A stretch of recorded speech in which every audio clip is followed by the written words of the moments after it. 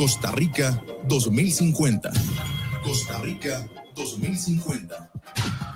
Un espacio para analizar la realidad nacional y el papel que juega la ciencia y la tecnología en nuestro crecimiento personal y en el desarrollo del país. Comencemos ya a construir la Costa Rica del primer mundo.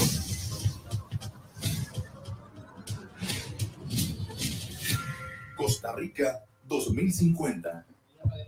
Hola, ¿qué tal? ¿Cómo están? Bienvenidos a Costa Rica 2050. Les saluda Ana Madrigal.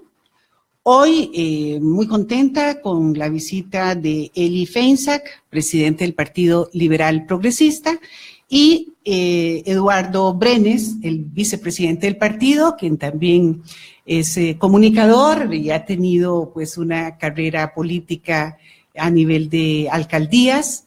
Así es que bienvenidos a los dos y agradecidísima de que saquen el ratito para compartir estos micrófonos y su experiencia y sus conocimientos con nuestra audiencia. Bienvenidos, Eli, bienvenido, Eduardo. Gracias, Ana, muchas gracias por invitarnos. Creo que este ejercicio cívico y ciudadano de cara a la segunda ronda es muy importante. No debemos, la política es discutir, es hablar, es reflexionar. Y no hay que olvidar eso y hay que seguir haciéndolo. A veces he oído en estos días a mucha gente diciendo, no, ya todo está definido, ya la gente está harta, está cansada. Creo que siempre y cuando se haga una discusión respetuosa, argumentada, racional, es importantísimo este ejercicio que se da desde los medios de prensa, desde los lugares, la radio, la televisión, los periódicos, y el costarricense necesita seguir reflexionando. Esta elección no es fácil. Muchas gracias, Marco. No es fácil ni está siendo fácil para nadie tomar decisiones. Entonces, la verdad que muchas gracias por tener este espacio y por invitarnos. Y secundar lo que dice Eduardo, definitivamente es muy importante tener espacios de reflexión, poder analizar lo que está pasando y hacia dónde vamos, ¿verdad? Agradecerte, Ana, por la invitación y un saludo a toda la audiencia. Siempre es un enorme gusto estar por aquí. Pues muchísimas gracias, y yo creo que de partida me encantaría que nos regalaran ese análisis que han hecho ustedes a lo interno de qué fue lo que pasó con el Partido Liberal Progresista el 4 de febrero. ¿Consideran los resultados una rotunda derrota o más bien ven en esos resultados méritos o algún tipo de triunfo que más bien los incentive, les dé bríos para seguir adelante? Nosotros hemos estado en un proceso de análisis y planificación estratégica para los próximos 4 años, de manera que ya hemos avanzado en ese pensamiento. Yo no soy una persona que le guste ahorrarse las palabras, y cuando uno se presenta en una campaña política con la intención de sacar por lo menos 1 o 2 diputados y no logra el resultado, la palabra que cabe es fracaso. En ese sentido, me parece que no hay por qué esquivarlo, ¿verdad? Reconocerlo de esa manera. Sin embargo, por otro lado, nuestro partido es un partido que tiene menos de 2 años de haberse constituido, que antes de presentarnos a las elecciones éramos un partido de 500 personas, 700 personas, los miembros de las asambleas cantonales, de verdad, y las asambleas provinciales y la nacional.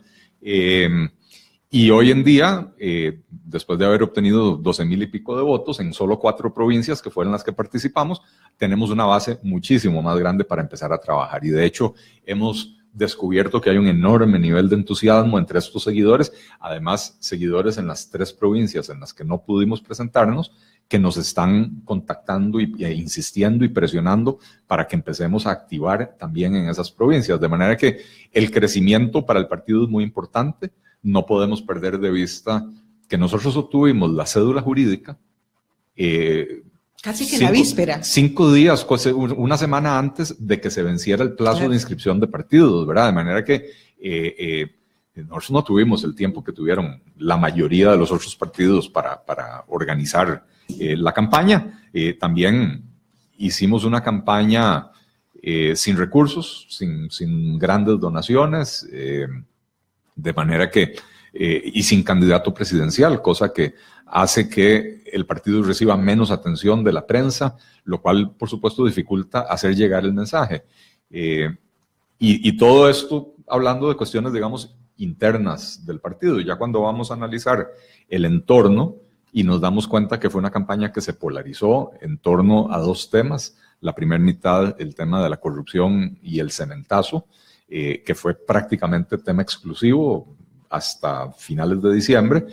Y a partir de enero, con la resolución de la Corte Interamericana de Derechos Humanos, el único tema del que se habló fue la defensa de la familia, las guías de educación sexual, el matrimonio igualitario, ¿verdad?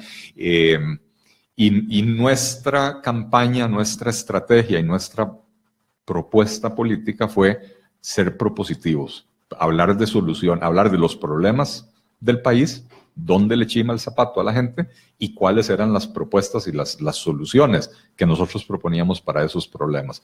Y entonces, sin hacer una campaña estridente, sin eslóganes vacíos y sin anuncios con payasitos y marionetas y carambadas por el estilo, en ese ambiente tan polarizado, donde el monotema monopolizó la conversación, pues fue muy difícil para una propuesta como la nuestra surgir, ¿verdad? Y además yo quiero agregar algo ahí, Ana, que es importantísimo y que tiene que ver también, lo llevamos a lo que estamos viviendo ahorita. Yo siento un malestar de la gente, yo siento una incomodidad de la gente en redes sociales, en ámbitos familiares. Se sienten incómodos para esta segunda ronda. Y quiero unirlo con lo que nos preguntaba sobre el Partido Liberal Progresista. Desgraciadamente, en épocas de polarización, ser moderado no es lo más cool, no es lo más bien visto. Y casualmente el Partido Liberal... Ni lo más rentable. Ni lo más rentable. Políticamente. Claro, mientras usted tenía a un Juan Diego Castro haciendo anuncios y peleándose con La Nación y peleándose con Antonio Álvarez de Santi, mientras usted tenía a un Fabricio con el tema de la familia y haciendo un bullón sobre eso, usted tenía un Partido Liberal Progresista que estaba hablando sobre 4 temas muy específicos que tenían que ver con el costo de la vida, con las oportunidades, con el desempleo, con el déficit fiscal, con un gobierno más pequeño y eficiente. Todos esos temas que ahora están reclamando que no se hablaron en campaña, son temas que el Partido Liberal Progresista estaba tocando. Y después que nosotros tenemos otra característica del partido que a mí me parece que es muy, muy sana en este momento, casualmente de esta coyuntura que estamos viviendo. Somos un partido que le puede hablar a los dos bandos que están enfrentados. Nosotros no tenemos ningún problema de sentarnos con Fabricio y con el grupo de ellos porque, por ejemplo, hay muchos temas económicos en los que podemos coincidir, a pesar de que no coincidamos con su agenda de derechos humanos y social, y también nos podemos sentar con Carlos y con el PAC a hablar porque tenemos coincidencias en su agenda social progresista, pero no coincidimos con ellos en temas económicos. Entonces, casualmente, vieras que yo siento que si bien es cierto, como lo dijo él, y no lo vamos a maquillar, no elegir un partido político que se presente cuya aspiración es llegar al poder y que no obtenga un puesto, eso es un fracaso. No lo vamos a maquillar, pero... El balance fue a todas luces positivo. Para mí positivo, sí. Ana, porque ahora más bien nos estamos convirtiendo en un elemento unificador. Un partido que va a poder en esta campaña formarse, hacerse más fuerte y en el que vamos a poder hablar con unos y con otros y que vamos a poder aportar, porque nosotros no estamos aquí, Ana, buscando huesos. Yo no voy a ir, todo el mundo en este momento está como con 2 barras de fútbol. Leí que las reuniones para dar a conocer a la prensa las adhesiones se han venido convirtiendo en algo así como una feria de trabajo. Sí. Pero entonces, ese sustrato de la experiencia de esta primera campaña deja muchos méritos para ustedes, incluso deja una imagen muy positiva ante el elector.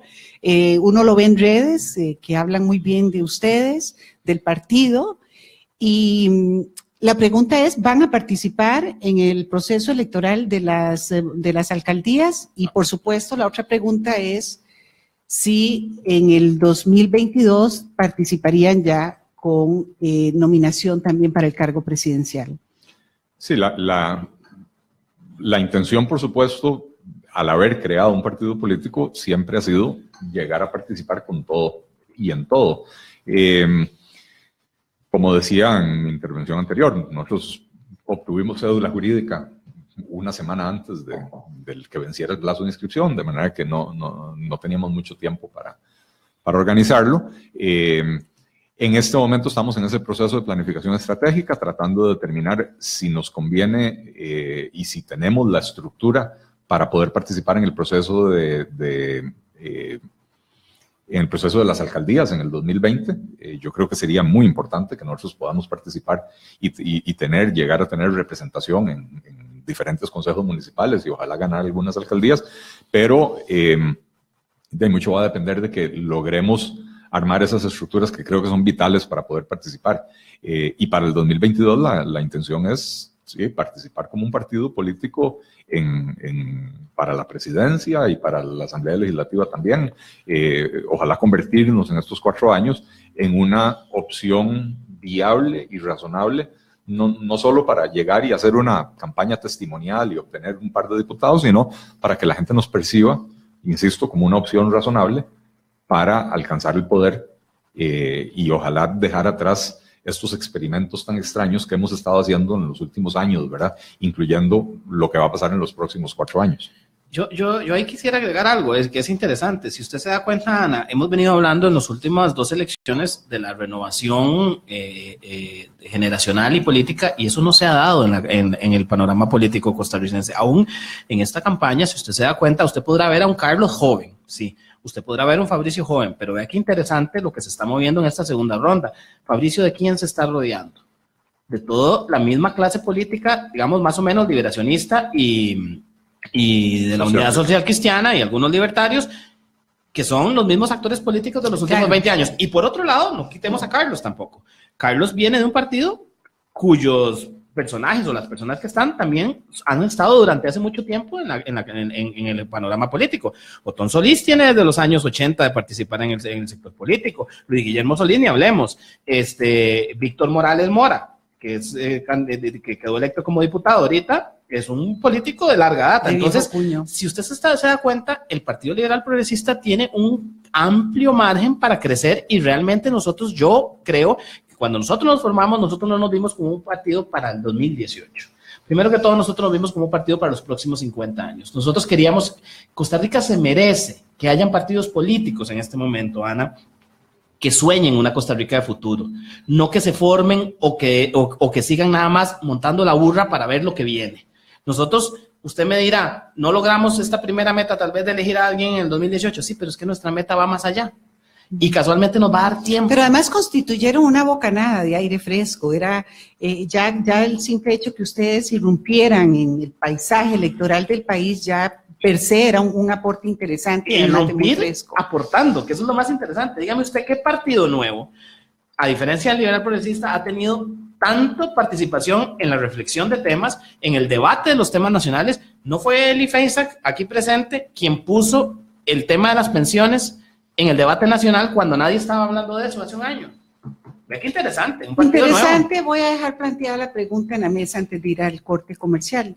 Justamente, ¿a qué atribuyen ustedes esa imposibilidad que ha habido hasta las elecciones hasta que ustedes irrumpieran como partido emergente, de renovar cuadros en los partidos políticos, de reconstruirse, de hacer reingeniería a lo interno, pero sobre todo a mí me extraña mucho que con una inversión histórica que ha hecho el país en educación, no tengamos una pléyade de estadistas, de visionarios, de políticos que nos hagan ver más allá de nuestras narices y que, como decía usted, Eduardo, pensemos a corto, mediano y largo plazo. Cuando vemos que un plan energético en Costa Rica es a 4 o 5 años y vemos que un plan energético en Chile es a 50 años, pues resulta que aquí hemos sido secuestrados por el cortoplacismo. Vamos a ir a un corte y ya casi estamos de vuelta.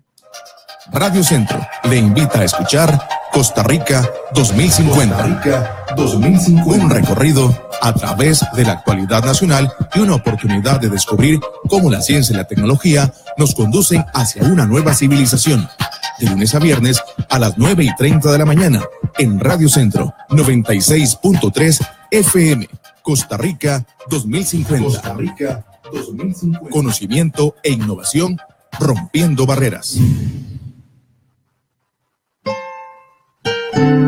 El 1 de abril tenemos la gran responsabilidad de ir a votar y elegir al próximo presidente de todos los costarricenses. Sí, escuchó bien, de todos los costarricenses. Por eso respetemos a quienes piensan diferente a nosotros y el 2 de abril unámonos como nación para seguir trabajando por Costa Rica. Pelear e insultar no trae ningún beneficio. Todos somos hermanos en este gran país. Fomentemos el respeto y la tolerancia en esta campaña electoral. Un mensaje de Canara y esta emisora. Radio Centro, la radio completa.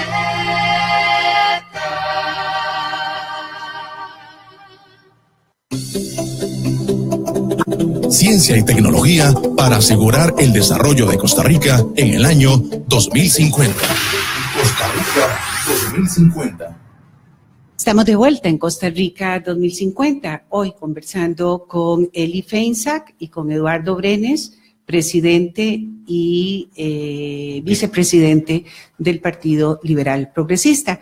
Y les preguntaba antes del corte que cómo es posible que un país en que haya hecho históricamente una inversión enorme, gigantesca, astronómica en educación, no tengamos una cantidad de líderes a quienes reclutar o a quienes formar a lo interno de los partidos, y más bien teníamos la sensación en estas elecciones de que íbamos a votar a un callejón sin salida, porque era lo que todo el mundo opinaba, que teníamos 13 candidatos y ninguno le gustaba a la gente. Entonces fuimos casi a votar bajo el síndrome de Estocolmo.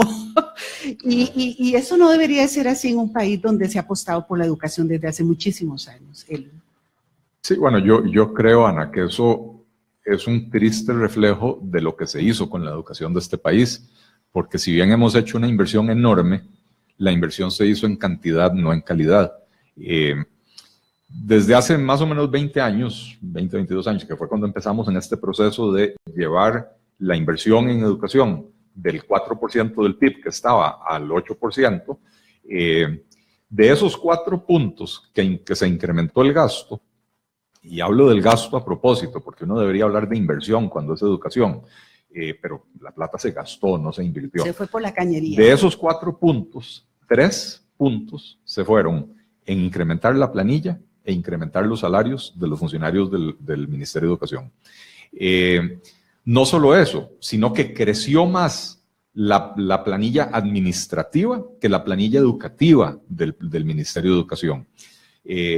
Al 2015 más o menos, ahora no recuerdo el año exacto, que vi la cifra, en el Ministerio de Educación había 1.1 funcionarios administrativos por cada educador.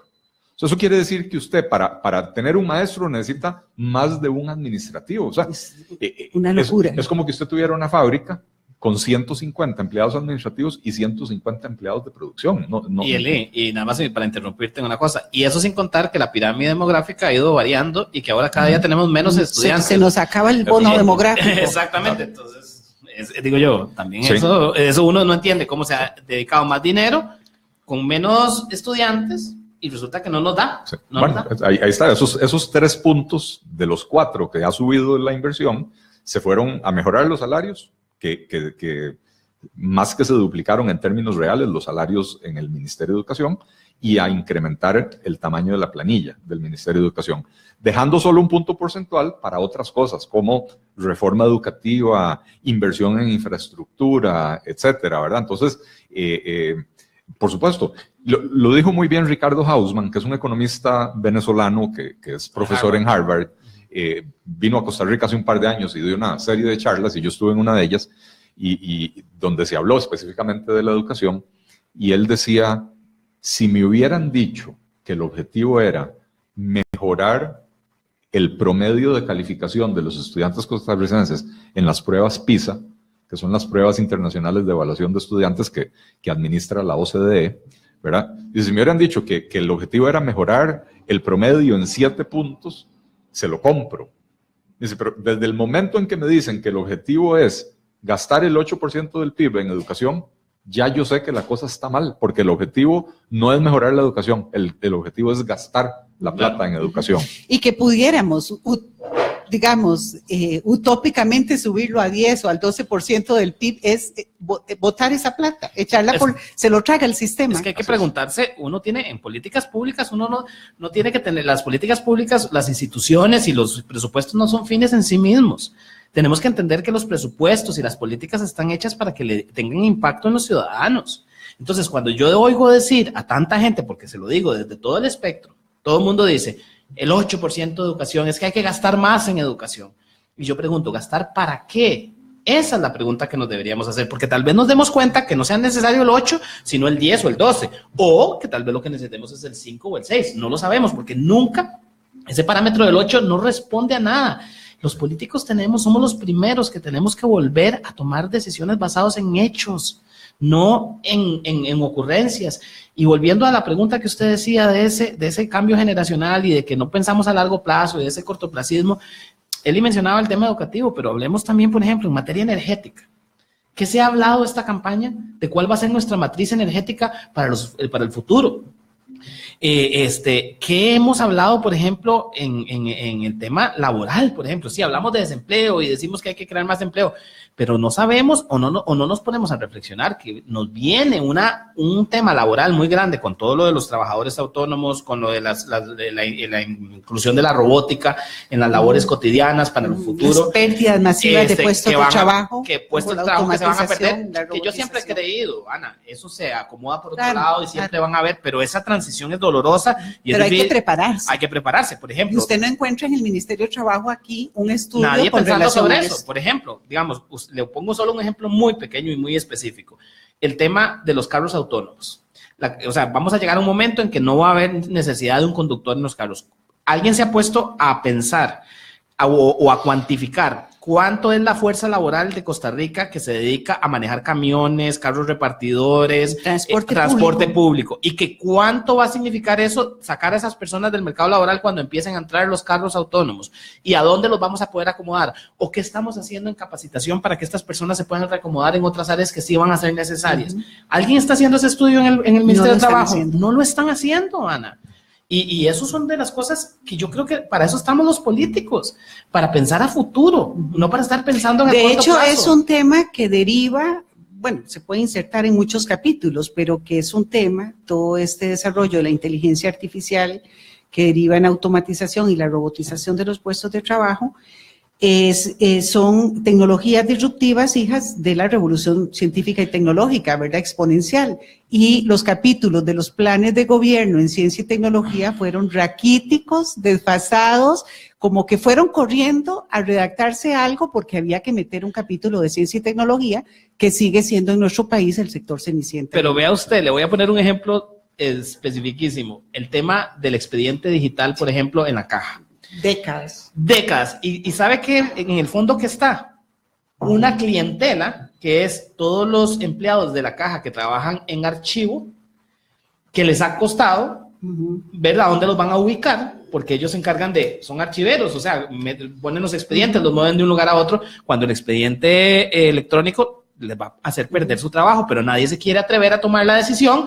Que yo no estoy diciendo que haya que echarlos a la calle y nada más, no, hay que buscarles dónde se acomodan, o sea, a capacitarlos en otras áreas, es más, puede ser que en la casa. Y esto es todavía más injustificable pensando que la planilla de informáticos más frondosa de todo el estado la tiene la caja, son más de 300 informáticos. Y que no se haya podido. Eli, Eduardo, con la experiencia política de ustedes y como analistas políticos, quiero adentrarme un poquito más en la coyuntura electoral del país. Leía un artículo de don Francisco Antonio Pacheco que decía que el Partido Restauración Nacional es la más poderosa organización política del país en estos momentos y que se supo montar sobre la red de sus numerosos templos. Que Restauración Nacional, más que como un partido, surgió como una fuerza política cuyo núcleo central se alimenta de la fe, es decir, de las creencias religiosas, y además es enfático en advertir que el Partido Restauración Nacional llega para quedarse en el firmamento político de Costa Rica. Me gustaría la opinión de ustedes con relación a esta coyuntura tan preocupante que se está viviendo. El único dato que me dio un poquito de risa de la última encuesta del CIEP es que decía que los seguidores del PAC están angustiados y los seguidores de Restauración están esperanzados porque justamente pues se basa en su fe que el Señor les resuelva todas las cosas, y eso me dio un poquito de risa, pero realmente el panorama actual no es para reírse. No sé. Yo creo que tiene razón don Francisco Antonio Pacheco cuando dice que Restauración Nacional llega para quedarse. Habrá que agregar que llega de chanfle, pero para quedarse, ¿verdad? Porque 3-4 semanas antes de las elecciones no figuraba en las encuestas, no figuraba por debajo del margen de error, y fue únicamente por el tema de la resolución de la Corte Interamericana de Derechos Humanos que logró ponerse en esa posición. Las iglesias evangélicas han existido durante muchos años. Tradicionalmente los evangélicos no han votado en bloque por un candidato evangélico. Algunos votan por sus diputados, pero la mayoría votaban por Liberación, el PAC, la Unidad, el partido que fuera de su preferencia, como cualquier otro grupo poblacional, ¿verdad? Los judíos son judíos, pero también son empresarios, los gays son gays, pero también son empresarios, empleados públicos, lo que sea, ¿verdad? Entonces, cada uno vota de acuerdo a un cóctel de intereses y de temas que lo mueven a uno. En el momento en que se posiciona Fabricio como un posible ganador, o por lo menos con la posibilidad de colarse en la segunda ronda, se amalgama todo ese voto evangélico y en efecto llega para quedarse. Esto es algo que Eduardo y yo lo veníamos comentando desde hace un par de años. Eduardo y yo recorrimos con otros miembros del partido, pero hicimos muchas giras juntos. Algunos de los cantones más pobres del país. Y Ana, cuando uno llega a cantones como Upala, Guatuso, La Cruz, Los Chiles, Matina, Guásimo, Siquirres o Buenos Aires de Punta Arenas, los cantones más pobres del país, lo primero que usted se da cuenta es que el Estado costarricense ahí no existe. No hay calles, están destrozadas, no hay seguridad ciudadana, con suerte hay un puestito de policía con 1 o 2 policías. Pero están plagados de iglesias evangélicas. Y funcionan, claro. Y funcionan, porque las iglesias evangélicas hay que reconocerles claro. que cuando hay una llena del río y se inundan 20 casas, son los primeros en llegar a darles refugio y ayudarles a limpiar sus casas. Que se le cayó un árbol y le cayó encima de la casa de Eduardo, hacen una recolecta y van a ayudarle a reconstruir la casa. Que cuando no hay ninguna tragedia natural, la plata que recogen van y compran bolsitas de víveres y se van a los barrios más pobres a repartirla, ¿verdad? No son Entonces, solo espacios religiosos, son espacios de tejido social. Claro, claro. Y están llenando esa función. Acompañamiento también emocional. Están llenando ese espacio que el Estado costarricense abandonó. Y entonces, el lugar en el que está hoy Restauración Nacional es en buena medida producto del abandono que hizo el Estado a través de partidos como Liberación Nacional y la Unidad Social Cristiana, y que el PAC no vino a resolver el abandono que hizo de estas regiones, ¿verdad? Sí, yo voy a hacer la reflexión, ya que él hizo la reflexión un poco sobre antes de la campaña y de lo que estamos pasando y sobre Restauración. Yo voy a hacer la reflexión más hacia futuro. Independientemente de quede quien quede, Ana, el panorama no es bonito y no se ve bien. Si usted se pone a hacer un ejercicio hipotético y dice, bueno, va a quedar Fabricio, por ejemplo, empecemos con ese escenario. Fabricio ahorita no tiene partido, tiene un partido, pero no tiene gente para llenar todos los puestos que tiene que llenar. Se ha tenido que acercar al bipartidismo para poderse nutrir. Alguien ponía la analogía de un bus, que muchos ven que todavía hay muchos asientos vacíos en Restauración y quieren montarse al bus y quieren un asiento. Claro, y pero eso no es un equipo necesariamente. O sea, usted puede tener un bus con campos donde monta gente. Un equipo es cuando usted tiene un norte común. Un equipo es cuando hay un líder que tiene un norte común y que logra amalgamar todos esos intereses diferentes y llevarlos hacia un lugar. Eso yo todavía no lo veo en Restauración Nacional, por más que presenten 20 nombres y que presenten gente de aquí y de allá. ¿Y en el PAC? Pero suave, para terminar nada más con la idea de que en el caso que quede Fabricio, ver qué interesante, va a tener una asamblea muy afín a él, o sea, porque va a lograr amalgamar al bipartidismo más sus diputados, que no son un número nada despreciable de diputados, pero ¿cómo van a estar las calles? con los movimientos sociales, con los sindicatos, porque ellos no se han acercado a nada de los movimientos sociales. Y yo soy muy crítico de los sindicatos y los movimientos sociales, pero son factores importantes que hay que tomar en cuenta en cualquier gestión política. Y después el PAC, y el PAC, por otro lado, va a tener... Vamos a entrar a analizar ese análisis sobre Perfecto. el PAC después del corte. Ya casi volvemos.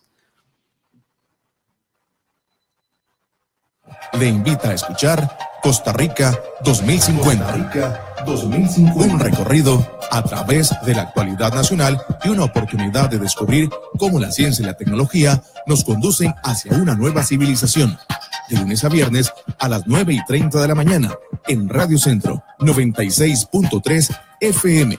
Costa Rica 2050. Conocimiento e innovación rompiendo barreras.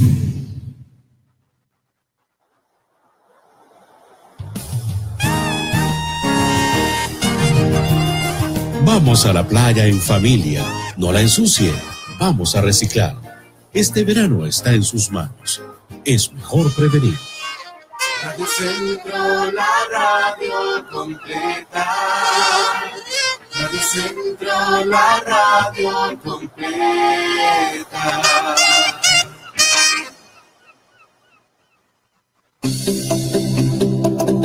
Ciencia y tecnología para asegurar el desarrollo de Costa Rica en el año 2050. Costa Rica 2050. De nuevo en Costa Rica 2050, conversando hoy con Eli Feinsack y con Eduardo Brenes. Eduardo justamente nos estaba haciendo un análisis desde su perspectiva de qué ocurriría en el país en caso de que llegara Restauración Nacional, y ahora pues iba a entrar a analizar en caso de que llegara el Partido Acción Ciudadana. Claro, Ana, en el caso de que Carlos fuera el que quedara electo, tampoco la tiene fácil, porque si bien es cierto, Carlos tiene un partido mucho más articulado, sí tienen los cuadros y la gente para llenar todos los puestos, cosa que no tenían en el 2014 y que les costó muchísimo, pero bueno, ya de eso se trata, estar en el poder, de ir creando ese partido y esa unión. Pero Carlos la tiene dificilísima a nivel del Congreso y de la Asamblea Legislativa. Carlos tiene solo 9 diputados y uno posible que no sabemos, o sea, que sí los va a apoyar en algunas cosas, pero que se va a replegar el bloque cristiano ampliado, que el candidato de Restauración se ufana de que ya tiene una bancada de 42. Tiene una bancada de 42, pero Ana, vea qué interesante también. Fabricio no la tiene tan, o sea, sí la tiene más fácil que Carlos, obviamente, en la Asamblea Legislativa, pero también yo ya he escuchado que ya hay enfrentamientos entre Carlos Avendaño y Fabricio, porque Carlos Avendaño, recordemos, es el dueño del partido, el que llegó después fue Fabricio, y ahora cuando Fabricio está llame gente y aceptando a todo mundo que se monte en ese bus que usted dice, el bus se va haciendo chiquito para los propios, entonces tampoco creamos que va a ser tan fácil manejar a tantos grupos. La unidad se vino en masa, una gran parte, porque tienen 12 años de estar fuera del poder, hablemoslo claro. También hay mucha gente que tiene muchos años de estar en la llanura y que andan desesperados de ver cómo se conectan en algún lado. Y entonces no es fácil manejar todos esos grupos de tanta gente. Y tampoco es tan de 42 diputados esa fracción, ¿verdad? No. Porque da la impresión de que Liberación Nacional se va a alinear con Restauración Nacional, y que por lo menos ahí un par de años va a haber una alianza más o menos segura, ¿verdad? Yo dudo que va a pasar después de esos 2 años, cuando Liberación vea en el horizonte las elecciones presidenciales del 2022 y diga, tengo que presentarme como partido de oposición. Bueno, Francisco Antonio Pacheco alerta a los liberacionistas diciendo que muchos de esos que se van a quedar ahora en busca de oportunidades se van a quedar en Restauración. Y lo que yo quería decir es, el apoyo de la unidad a esa megafracción, yo no lo veo tan claro. Ciertamente una cantidad importante de dirigentes socialcristianos le dieron la adhesión a Fabricio, pero el presidente del partido se la dio a Carlos Alvarado. Hoy, en lo que estábamos nosotros empezando el programa, anunciaron el nombramiento de André Garnier como ministro de coordinación con el sector privado, con el sector productivo. Eso es un gran anuncio, digo yo. Mañana anuncian el equipo económico, entiendo. Sí, Bueno, de parte del PAC, ese anuncio se hizo con Rodolfo Pisa, Sí, ¿verdad? Entonces, pero parece que van a hacer otro anuncio Sí. de Grupo Económico, Sí. que ya tuvimos el fin de semana, Jorge Guardia y Alberto Franco. Sí. Entendía que era mañana el anuncio del equipo económico bueno, del PAC. el tema es, la fracción de la unidad probablemente se va a dividir, algunos apoyando a Rodolfo en su decisión de apoyar al PAC y otros apoyando a Fabricio, ¿verdad? Entonces, pero ciertamente, desde la perspectiva legislativa la tiene más fácil Fabricio Alvarado, ¿verdad? Porque sí tiene esos 31 votos que son de Restauración y Liberación. Yo estimo que algunos de la unidad, algunos del Republicano Social Cristiano y del PIN también se van a sumar a esa. Y entonces sí, pueden tener una fracción de 35, 40 diputados, con lo cual podrían hacer mucho, ¿verdad? Y entonces ahora viene la preocupación de qué es lo que van a hacer, ¿verdad? Porque el programa de gobierno del Fabricio Alvarado es un programa bastante escueto.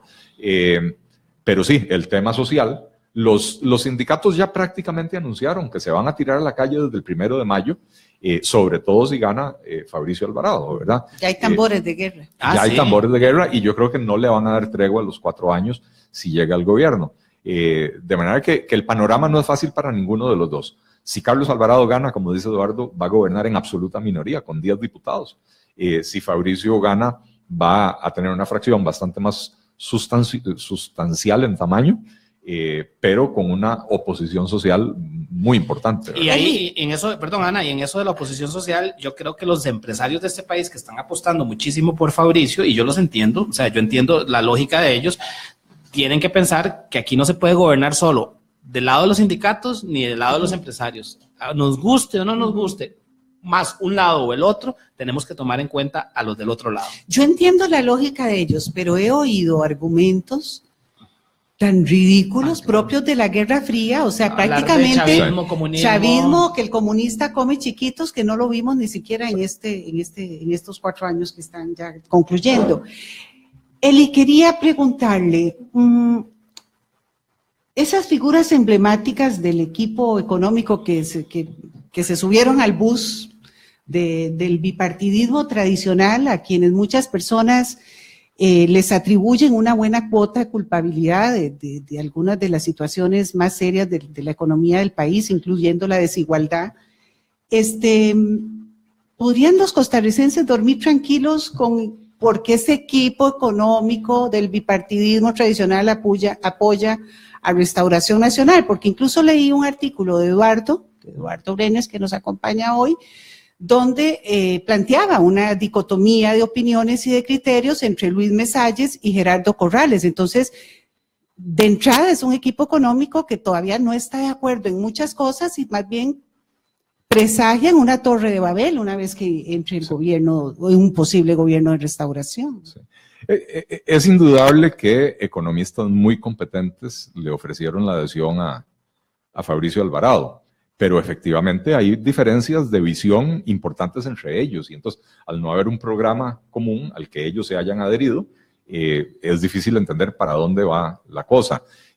Hace un año y medio, se dio un debate muy intenso a través de artículos de opinión en diferentes medios, sobre todo en La Nación y El Financiero, donde algunos economistas defendíamos la política que ha seguido el Banco Central en esta administración de mantener el tipo de cambio más o menos de acuerdo a lo que determina el mercado, con intervenciones para moderar las fluctuaciones, para que no haya mucha inestabilidad, pero permitiéndole al dólar acomodarse para arriba o para abajo, dependiendo de la tendencia del mercado.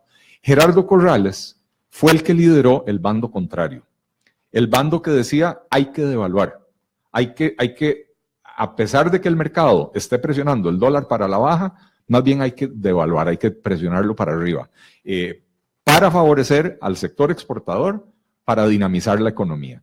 Esa es la receta que se aplicó durante más de 25 años con las famosas mini devaluaciones, que básicamente lo que se hacía era hacer que el colón perdiera valor todos los días, aquellas mini devaluaciones de 10, 12 céntimos, ¿verdad? Pero todos los días y sumado a lo largo de un año era una devaluación importante, lo cual le daba más competitividad a los productos nacionales en el extranjero, pero ojo, más competitividad, no mayor productividad nunca se preocupó la política pública por mejorar la productividad. Y entonces una política que lo que hizo fue causar esas famosas dos Costa Ricas de las que hablaba Otón Solís hace 10 años, que dejó de hablar de eso, ¿verdad? Una Costa Rica próspera, que vive en condominios cerrados con seguridad privada, que trabaja en los Inteles y en los Boston Scientific, con salarios en dólares o por lo menos con salarios mejores que el resto de la población, y otra Costa Rica que era la que no estaba en el sector exportador, que se fue quedando rezagada. Hoy en día ya no son dos Costa Ricas, porque ahora tenemos la Costa Rica del sector público, con los megasalarios que incluye. Y una Costa Rica de los excluidos totalmente. Totalmente, ¿verdad? Que además pareciera que entonces, esos excluidos que en algún momento conformaron la base dura para una restauración nacional, hay gente que dice que el candidato los está traicionando al incorporar este equipo económico, que va a velar más por los intereses de los grandes empresarios y los grandes intereses económicos. La gran pregunta es, ¿quién va a prevalecer en ese equipo económico? Porque, digamos, Luis Mesalles no es un economista al que uno le puede achacar responsabilidad por lo que pasó en los últimos 25 años, porque nunca formó parte de ninguno de los gobiernos. Pero Norberto Zúñiga es otro economista que hizo carrera en el Banco Central, que es técnicamente hablando, es un excelente economista. Él estuvo en el bando, Luis Mesalles y él, con este servidor y Jorge Guardia y Alberto Franco. En el bando contrario a Gerardo Corrales. En el bando contrario a Gerardo Corrales y a Fernando Naranjo y algunos otros economistas. Ayales no participó en eso, es porque él estaba trabajando. No me acuerdo si era ministro. No era ministro en esa época, pero no, Ayales no participó en esa. Pero, ¿cómo se llama? Básicamente había un bando que lo que proponía es dejemos que el mercado determine el dólar con las intervenciones del Banco Central, y el otro lo que decía es manipulemos el tipo de cambio para favorecer a los sectores que, si uno lo observa, tradicionalmente son los sectores que favorecen a Liberación Nacional con ayuda en campaña, el sector exportador, el sector bancario, el turismo, etcétera, ¿verdad? Entonces, ¿quién va a liderar ese equipo? Y además se avecina un cambio como de 5 sillas en la dirección del Banco Central también. Sí, al final de todo gobierno. Entonces la pregunta es, ¿quién va a liderar ese equipo? ¿Quién va a presidir el Banco Central? Porque si lo va a presidir Gerardo Corrales, amarrémonos el cinturón de seguridad, porque vamos a una devaluación segura, que no es para beneficiar al pueblo ni a la economía costarricense, es para beneficiar a ciertos sectores a los que Gerardo ha estado ligado toda la vida. Y yo quisiera agregar que, hablando del bando contrario, que tampoco el panorama es clarísimo. Si usted se da cuenta, ahora sí, Carlos ha estado atrayendo en los últimos días algunos economistas, algunos sectores, pero yo leo que son dos formas diferentes. Fabricio no tenía programa económico sólido y trajo a este grupo de gente para que le hagan programa económico. Para resolverle la parte técnica. La parte técnica. Por otro lado, Carlos sí tenía programa económico, tampoco muy profundo ni muy elaborado. No muy allá. No, ni muy allá, no vamos a decirlo, pero él está trayendo a la gente como garantes de que él va a escuchar a sectores que no son los tradicionales del PAC. Pero eso tampoco nos garantiza nada, porque una vez que Carlos llegue, por ejemplo, tendríamos que preguntarnos cómo va a funcionar, o sea, cómo va a hacer él para conjuntar los grandes intereses sindicales y de sectores sociales que tiene el PAC, porque los tiene, junto con estos otros empresarios, un André Gañer, por ejemplo, un Jorge Guardia, un Alberto Franco, que les están dando ya un mismo PISA, ¿verdad? Sí. Vamos a un corte y ya casi estamos de vuelta en Costa Rica 2050. Radio Centro le invita a escuchar Costa Rica 2050. Un recorrido a través de la actualidad nacional y una oportunidad de descubrir cómo la ciencia y la tecnología nos conducen hacia una nueva civilización.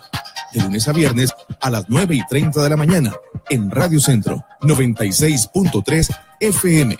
Costa Rica 2050. Costa Rica 2050. Conocimiento e innovación rompiendo barreras. El 1 de abril tenemos la gran responsabilidad de ir a votar y elegir al próximo presidente de todos los costarricenses. Sí, escuchó bien, de todos los costarricenses. Por eso respetemos a quienes piensan diferente a nosotros y el 2 de abril unámonos como nación para seguir trabajando por Costa Rica. Pelear e insultar no trae ningún beneficio. Todos somos hermanos en este gran país. Fomentemos el respeto y la tolerancia en esta campaña electoral. Un mensaje de Canara y esta emisora. Radio Centro, la radio completa.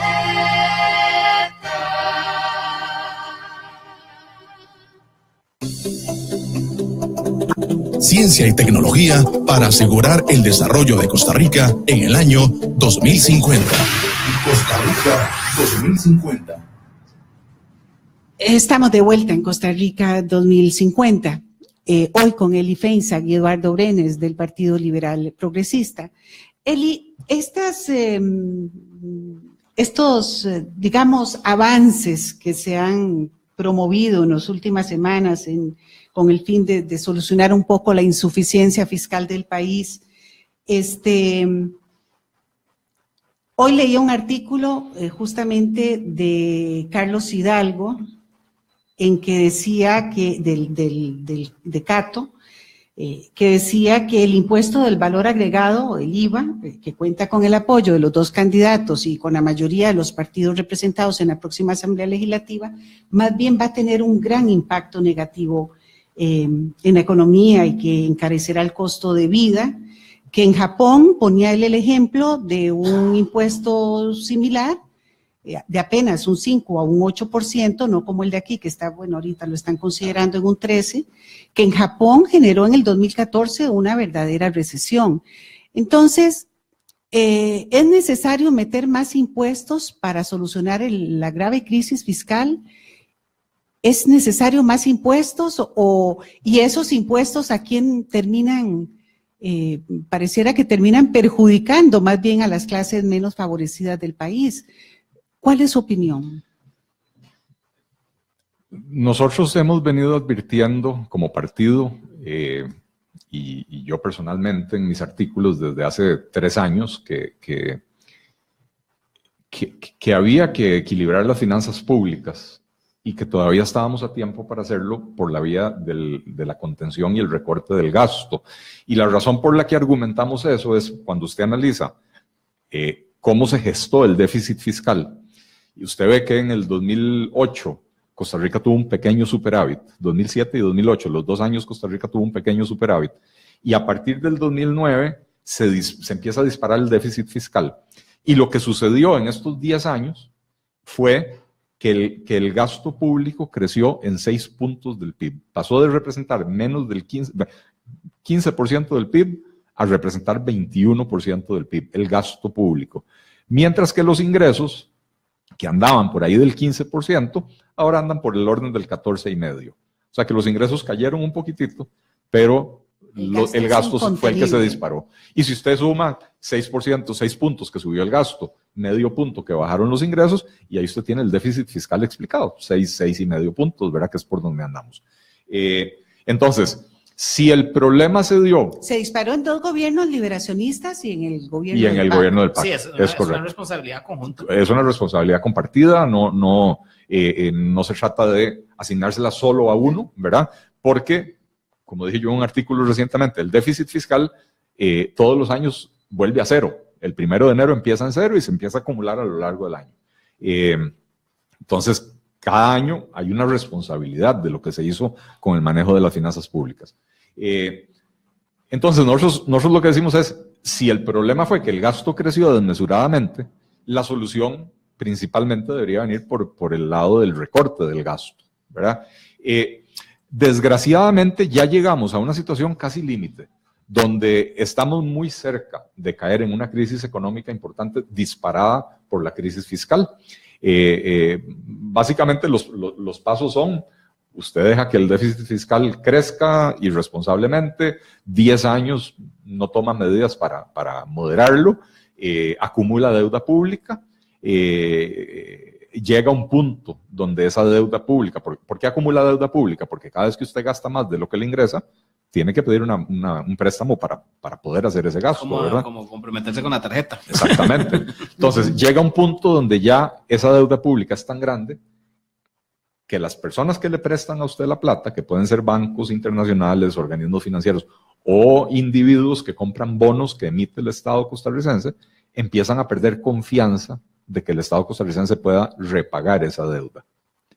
y entonces empiezan a exigir tasas de interés más altas. Básicamente lo que dicen es, mi riesgo es mayor, y entonces la única forma de que yo le suelte a usted plata es que usted me retribuya más con una tasa de interés mayor, lo cual a la vez encarece la deuda. Entonces, ¿verdad? Si aumentamos recaudación, si aumentamos impuestos, se va por ese saco sin fondo.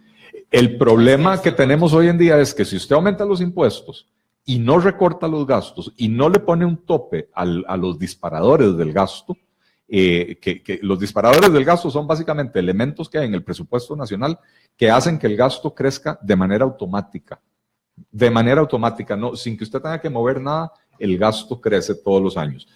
Los pluses salariales.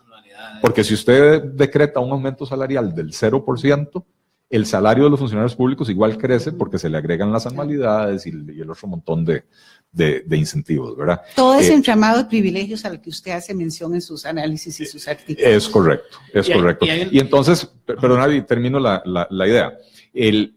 Si usted no le pone coto al crecimiento del gasto, entonces los ingresos adicionales que usted recaude hoy se van a ir como por un barril sin fondo, porque el gasto va a seguir creciendo. Entonces, usted hace que los ingresos crezcan, pero el gasto crece más y entonces se vuelve a abrir el boquete del déficit fiscal. Entonces, la solución de subir impuestos no resuelve nada. Lo que decía yo, desgraciadamente estamos llegando a un punto donde ya estamos a punto de caramelo, ¿verdad? Donde se puede desatar una crisis económica seria si no se le entra de frente al déficit fiscal. Lamentablemente a los liberales no nos fue bien en las elecciones. Y eso para mí quiere decir que van a subir los impuestos. Pero los van a subir en 1.92% y el déficit es del 7-8%. Entonces hay que recortar el gasto en por lo menos otros 2 puntos más para por lo menos traer el déficit a un nivel manejable. Y hay una cosa que yo quisiera agregar, Ana, ahí de tu pregunta inicial que le hacías a Eli. ¿Quiénes son los que pagan o que van a pagar con este ajuste que se va a tener que hacer? Y definitivamente, al subir el impuesto, de lo que decía Juan Carlos Hidalgo en su artículo, al subir el IVA, el que esa es la forma más sencilla porque lo pagamos todos. Sí. Entonces, aquí lo va a pagar igual un rico que un pobre, y sabemos muy bien que el pobre tiene menos disponibilidad de su dinero para lo básico, y entonces es el que le va a salir más golpeado. Y entonces el gasto en este momento, o sea, como lo dice Eli, ya llegamos a un punto tal en que definitivamente va a haber aumento de impuestos. Pero si no lo hacen acompañado de una socada de faja fuerte en el tema del gasto, nos lleva a candanga. Nos va a pasar lo que nos pasó ya hace muchos años en la crisis de Carazo y que nos costó 30 años recuperarlos. Tenemos 2 minutos, 1 minuto para cada uno que quisiera que nos compartieran cuál es su criterio, hacia dónde debemos de poner el foco para el análisis político y para determinar el voto en esta recta final. Mire, nosotros somos liberales y el partido nuestro siempre ha dicho que concebimos la libertad como una sola. Yo defiendo la libertad económica, la libertad política y la libertad individual. Y entonces yo no puedo decantarme por solo... Hay gente que está diciendo hay que irse con Fabricio Alvarado porque su equipo económico es más liberal y entonces... y hay gente que está diciendo hay que irse con Carlos Alvarado porque en materia de derechos humanos tiene una posición más compatible con la liberal. Para mí la libertad es indivisible. Yo nada hago con tener derecho de matrimonio igualitario si la gente se me está muriendo de hambre y pasa lo que pasó en la crisis de Carazo, donde decenas de miles de niños tuvieron que abandonar el sistema educativo. Perdieron el derecho a la educación a pesar de que el derecho existía. Y yo voy a agregar ahí que tampoco hacemos nada teniendo mucha libertad económica, si no tenemos garantías sobre derechos humanos, sobre libertades políticas, porque nos puede pasar lo que le pasó también, bueno, no quiero hacer una analogía en ese sentido, pero por ejemplo Chile en su momento tenía grandes libertades económicas, pero estaban violándole los derechos humanos a un montón de personas, y usted le va a decir a esas personas que le violaban los derechos humanos que dicha que tenía libertades económicas. Nosotros como liberales estamos claros que queremos, o sea, no nos gusta ninguno de estos 2 candidatos, porque uno ataca las libertades económicas, el PAC, y otro ataca las libertades individuales y políticas. Ahora, un llamado a que la gente vote, ¿no? Sí. Eso no se trata de decirle a la gente, ninguna de las 2 opciones me gusta, no. Ninguna me gusta porque mi partido no pasó a la segunda ronda, pero al final de cuentas tenemos que votar. Lo que pasa es que el voto es muy personal y entonces cada persona tiene que definir para ellos qué es más importante y decantarse de esa manera. Pues muchísimas gracias a Eli Feinza y a Eduardo Brenes, presidente y vicepresidente del Partido Liberal Progresista, quienes desde ya les curso invitación para que sigan haciendo análisis político desde estos micrófonos, porque realmente es muy enriquecedora esta experiencia. Muchísimas gracias y muchas gracias a ustedes. Nos vemos mañana aquí a la misma hora. Costa Rica 2050. Costa Rica 2050. La ciencia y la tecnología en nuestro crecimiento personal y en el desarrollo del país. Le invitamos a sintonizarnos.